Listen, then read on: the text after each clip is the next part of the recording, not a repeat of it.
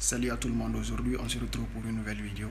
Aujourd'hui nous allons parler des 4 erreurs à éviter avant de venir au chip. Donc si c'est votre première fois de tomber sur ma chaîne, abonnez-vous et surtout n'oubliez pas d'activer la cloche de notification pour recevoir toutes mes vidéos.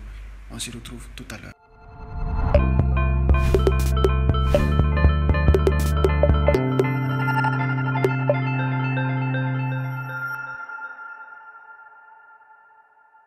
Comme je le disais, aujourd'hui nous allons parler des 4 erreurs à éviter avant de venir au chip.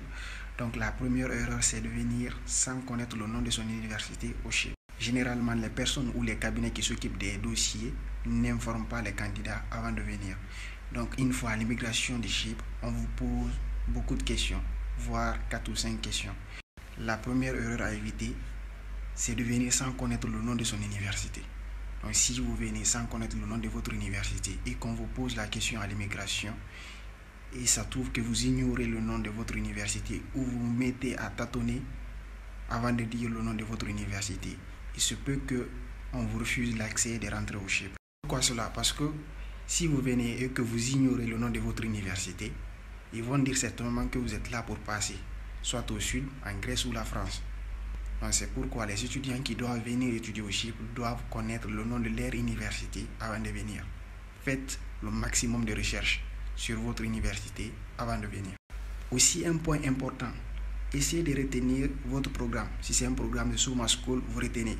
Si c'est un programme par exemple de Business Management, vous retenez. C'est très important parce qu'on demande souvent.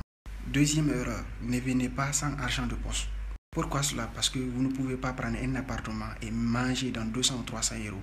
C'est pourquoi ceux qui m'écrivent souvent, j'ai dit venez avec $1000 ou 1000 euros minimum. Là, vous pouvez prendre un appartement pour 5 mois à 6 mois et manger voilà, sans problème. Donc si vous venez avec une somme aussi petite, mettez dans la tête si on vous demande, on ne demande pas à chaque fois. Mais c'est courant qu'on demande. Et si on demande que ça trouve que vous n'avez pas assez d'argent sur vous, il se peut que vous ne rentrez pas au Chypre.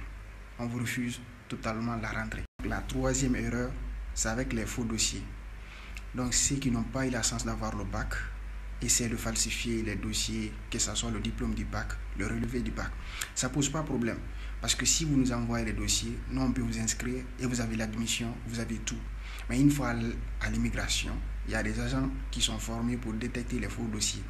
Donc si on arrive à détecter que vos dossiers sont des faux, et voilà, là vous n'aurez pas accès au Chypre. Ils vont vous refuser catégoriquement la rentrée au Chypre. La quatrième erreur à éviter, c'est ceux qui viennent pour passer, soit au sud ou en Grèce, voire la France.